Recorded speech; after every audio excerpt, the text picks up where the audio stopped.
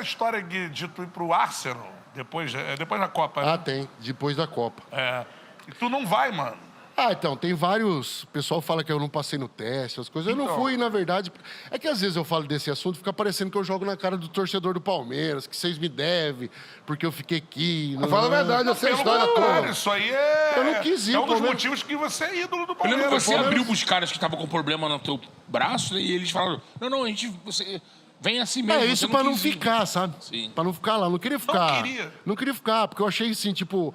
Palmeiras tinha caído pra Série B e eu achava um jeito ruim de sair do time, sabe? Não um jeito de venda, de que o time tá bem e você é vendido. Então, tipo assim... Você era... Loucura mesmo, loucura. Mas, mano. cara- Mas não é pra jogar na cara de ninguém, nenhum torcedor. Uns caras que eu não falo que eu não passei no teste. Outros falam que isso, falam aquilo.